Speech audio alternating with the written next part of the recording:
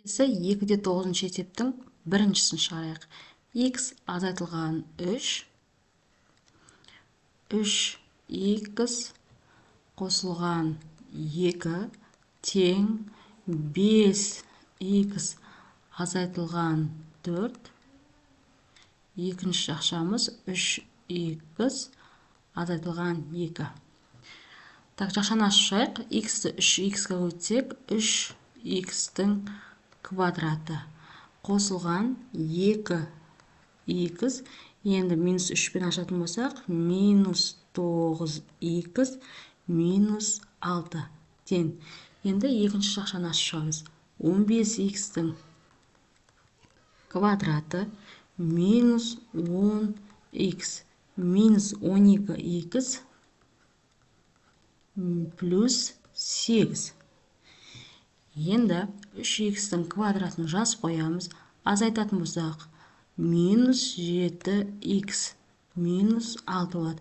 Енді теңдіктің оң жағындағы өрнекті сол жағына өткіземіз. Минус 15x-тің квадраты минус 22 болады. Неға өтетін болса, плюс 22x минус 8 тең 0-ге. Енді ұқсас мүшелерді біріктірейік. Біріктіретін болсақ, минус 12 x-тің квадраты, азайтатын болсақ, 15x минус 14 тең 0-ге.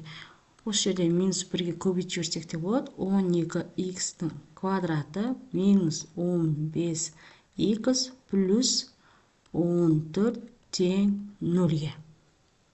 Келесі екіншісін шығарайық.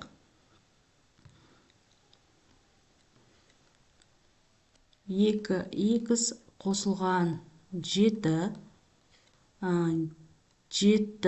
азайтылған 2x тең 49 қосылған x қосылған 2.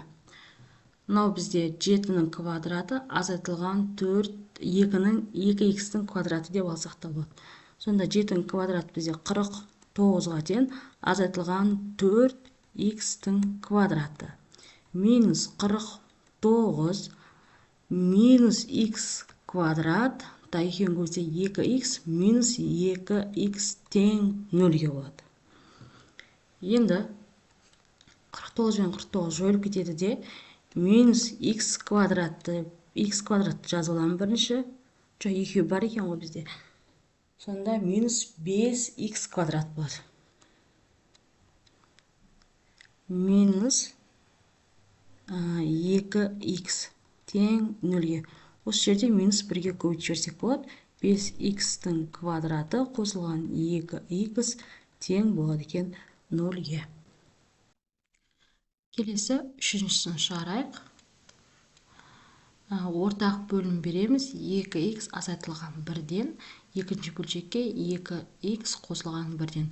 Сонда 3x азайтылған 2 бір жақша, екінші жақшамыз 2x азайтылған 1 тең 2x қосылған 3.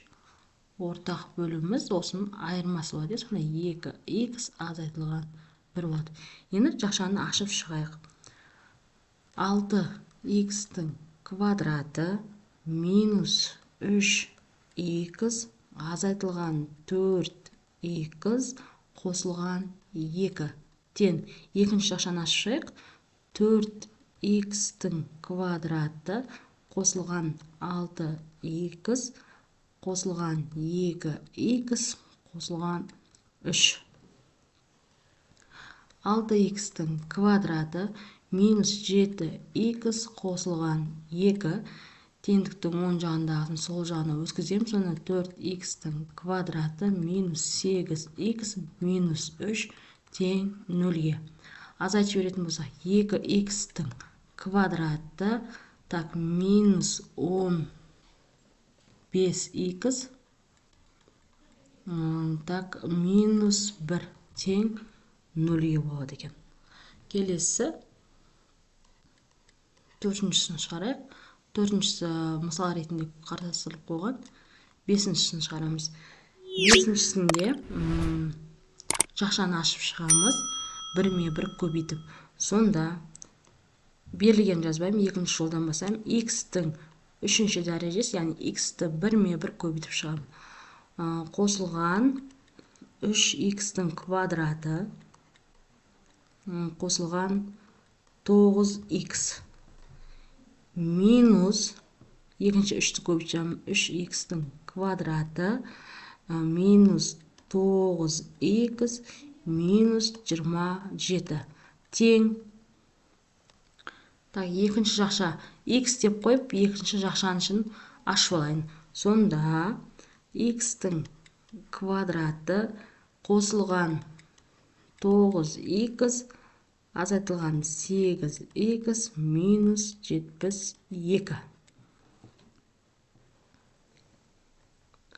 Ұқсас мүшелер болса біріктіреміз, жойылып кетеді. Сонда X-тің үшінші дәрежесі азайтылған 27 алады. Тең. Енді X-тің үшінші дәрежесі қосылған 9X-тің квадраты минус 8X-тің квадраты минус 72X дейміз. Енді теңдіктің сол жақ бетіне өткізейікші. Сонда 0 тең дейміз. X-тің үшінші дәрежесі қосылған 9X квадрат минус 8X-тің квадраты минус 72X қосылған 27 азайтылған X-тің үшінші дәрежесі дейміз. Сонда X-тің үшінші дәрежесі жойылып кетеді. X-тің квадраты қалады.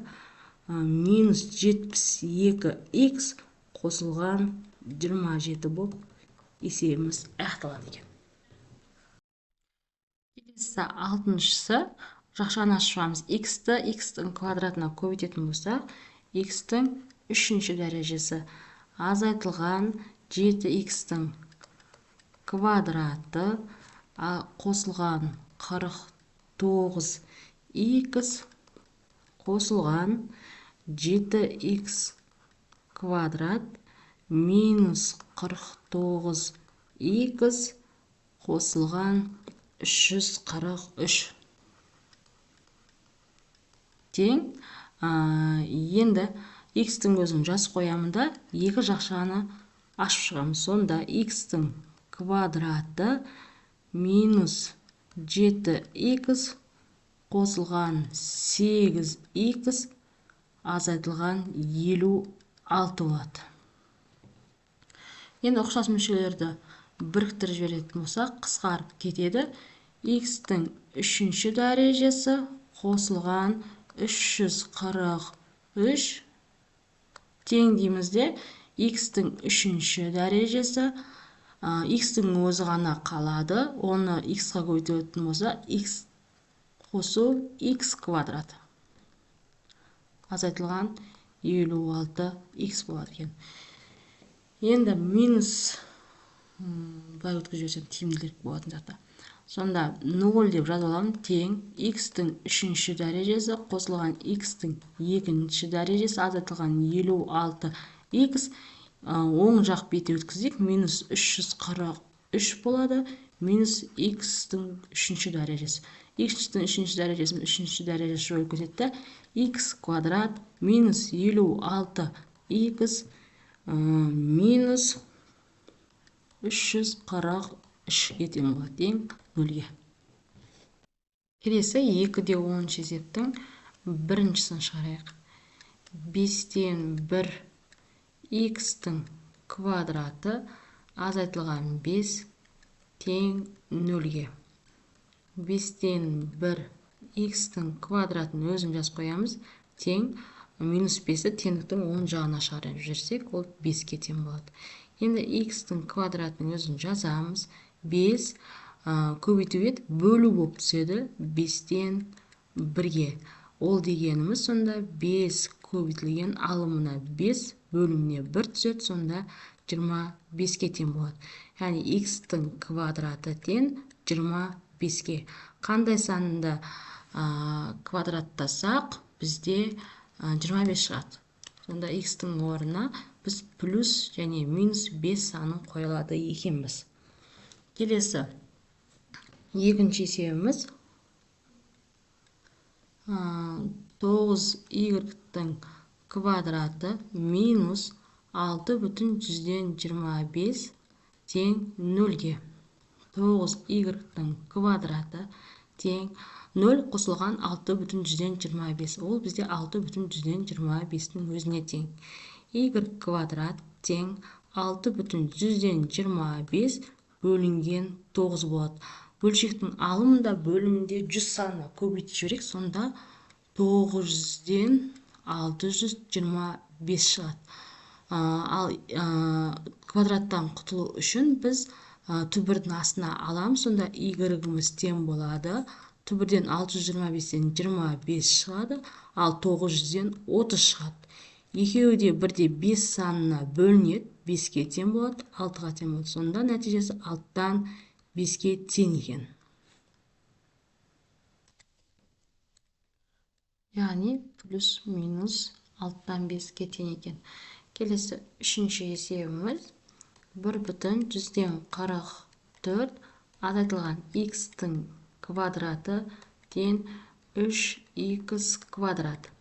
1,44 санын өзін жаз қоямыз, тең 3x-тің квадраты қосылған x квадрат деп өткізіп жібереміз. Сонда 4x-тің квадраты болады, тең бізде 1,44-ге. X квадрат тең 1,44 бөлінген 4. Нәтижесі тең болады. Ол бізде 0,16.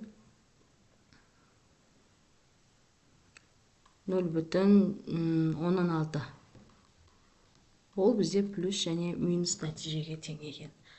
Келесі төртіншісін алайық.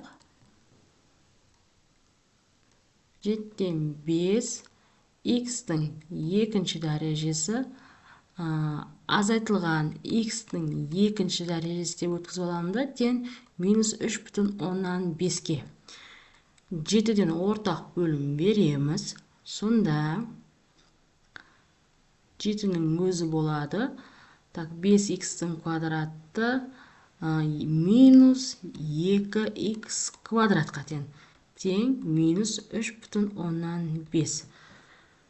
Минус 2x квадрат тең 7-ні бөлшектің теңдіктің оң жағымен көбейтіп тастаймыз. Сонда 5-ке тең 3 ойда 24. 24,5-ке тең.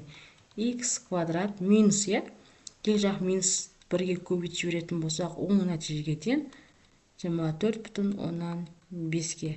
24,5 деп отқанымыз бөлінген 2 болады. Ол дегеніміз сонда 12,25-ке тең. Сонда x-тің жауабы плюс минус бұл түбірден шығатын болса 3,5-ке тең екен. Келесі бесіншісін шығарайық. 2y минус 1-дің жақша сыртында квадраты тең 10 минус 4y.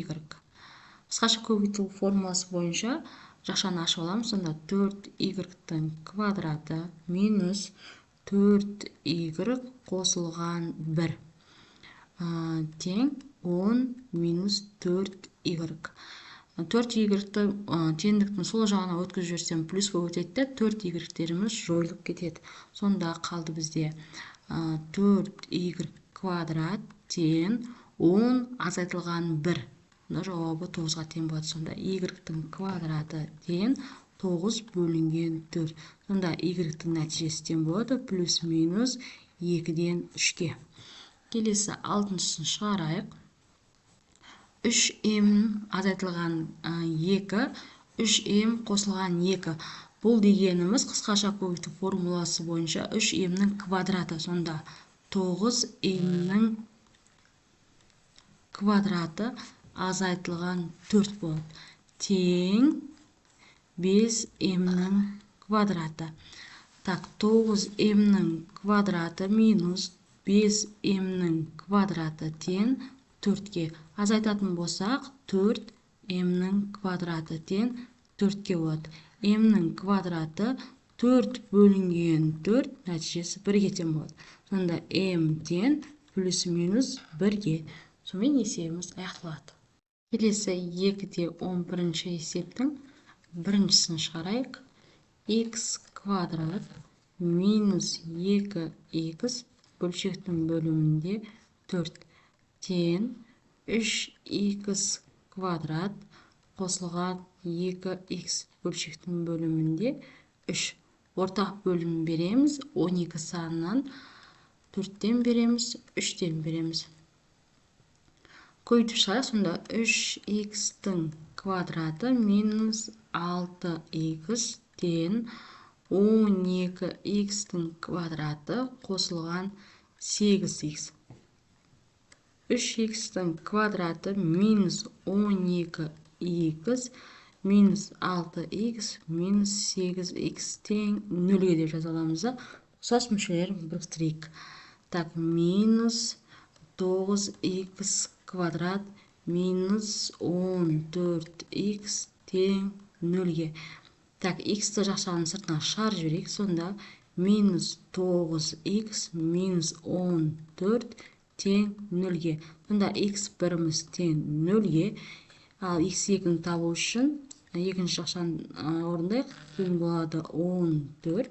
Сонда x-тен 14 бөлінген 9 минус 9 болады. Бұл бізде x2-міз. Келесі екіншісін шығарайық. Ортақ бөлім береміз. 2-ден болады, 5-тен болады. Ортақ бөліміз сонда 10-ға тең екен.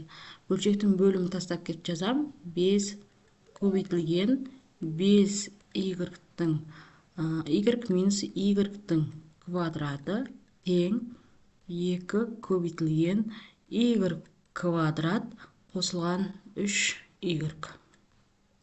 Шақшаны ашып жүрейік.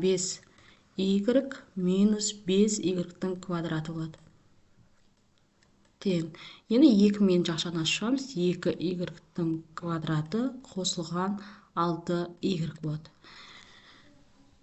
Так, санды өрнекті теңдіктің бәрін оның сол жағына өткіздік. Сонда 25y минус 5y-тің квадраты минус 2y квадрат минус 6y болып өтеді. Тең 0-ге. Ұқсас мүшелерді біріктірейік. Сонда минус 7y-тің квадраты минус 19y тең 0-ге болады. Енді осы жерде y-ті жақшаның сыртына шығарып жібереміз. Сонда минус 7y минус 19 тең 0-ге болады. Сонда y1-іміз тең 0-ге. Минус 7y минус 19 тең 0-ге. Минус 7y тең 10 жағын өтетін болса 19-ға тең болады. Сонда y тең минус 19 бөлінген 7-ге тең болады. Бұл бізде y-тің екіншісінің мәні. Келесі үшіншісін шығарайық. 4y минус 3-тің шақша сыртында квадраты қосылған y қосылған 2-нің шақша сыртында квадраты тең 13-ге.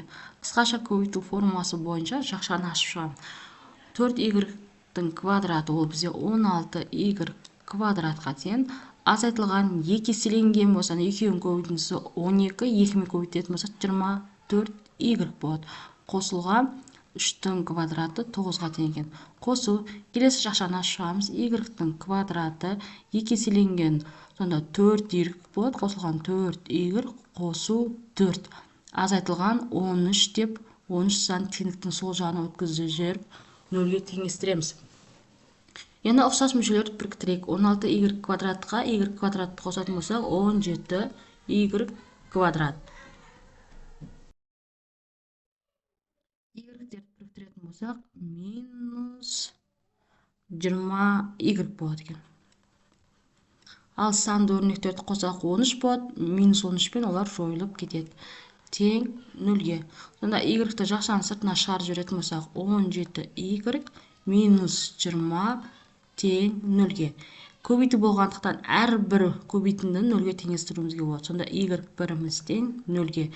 Ал 17y минус 20 тең нөлге деп аламыз да 17y тең 20-ға. Y екіміз сонда 20 бөлінген 17-ге тең екен. Келесі төртіншісін шығарайық. 7m қосылған 6 азайтылған 7m тең 36 азайтылған m қосылған 1. Енді мына жерде байқасақ қысқаша көбейту формуласына келеді. Қосылғыштардың орнына ауысқанымен қосындының мәні өзгермейді деген заңдылықты пайдаланып 6-ны бірінші жазып алсақ болады. Яғни 6-ның квадраты ол бізде 36-ға тең болады, минус 7m-нің квадраты 49m-нің квадратына тең.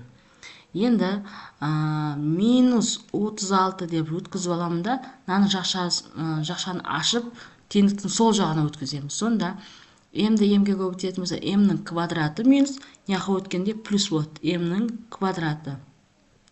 Минус ет плюс болады да, m болады тең 0-ге. Енді осы жерде 36-лар жойылып кетеді. Минус 49 m-нің квадратына m-нің квадратын қосатын болсақ, минус 48 m-нің квадраты болады. Қосылған m тең 0-ге. Енді осы жерде m-ді жақшаның сыртына шығарып жіберейік. Сонда минус 48 m қосылған 1 тең 0-ге. Сонда m біріміз тең болады 0-ге. Минус 48 m қосылған 1 тең 0-ге. Минус 48 m тең минус 1-ге дейміз, m-іміз тең болады 1 бөлінген 48-ге. Бұл бізде m-нің екісінің нәтижесі. Сонымен есебіміз аяқталады.